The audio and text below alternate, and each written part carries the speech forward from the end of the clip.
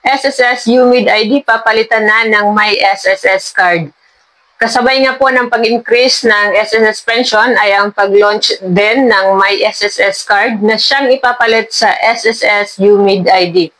Ayon kay Finance Secretary and Social Security Commission ex-officio Ralph Recto, ang pag-launch ng My SSS card ay kabilang sa layunin ng SSS na mabigyan ng dagdag ginhawa ang mga miyembro. Isang swipe mo lang, marami ng pakinabang. Gamit po ito diretso at mabilis nang makakuha ng mga SSS members ang kanilang benefits, loans at pension.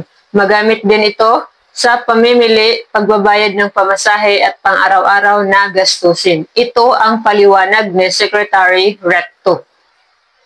Bali, ang bagong My SSS card ay magiging bank account na din para hulugan ng benefits at loans at hindi lamang pang valid ID. Sa ngayon, ang RCBC pa lang ang official na ini-announce ng SSS para maging kapartner nito dito sa bagong My SSS card. Pero inaasahan din na magiging kapartner ang Union Bank, AUB at China Bank. Bali, ito ang magiging itsura ng ating bagong SSS ID na tatawaging My SSS card. At dahil hawak ito ng RCBC, ang magiging mobile app para sa online banking ay ang DiscardTech. Kung wala pa kayong DiscardTech app, maaari na kayong mag-download nito.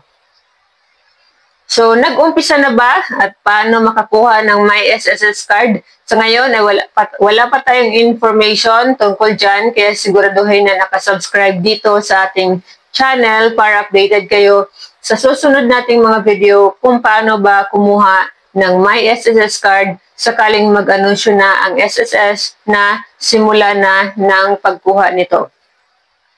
Inuulit ko, ang My SSS card ay siyang papalit sa UMID ID at hindi lamang ito valid ID kundi ito ay savings account na din. Salamat sa panonood, huwag kalimutang i-click ang subscribe button.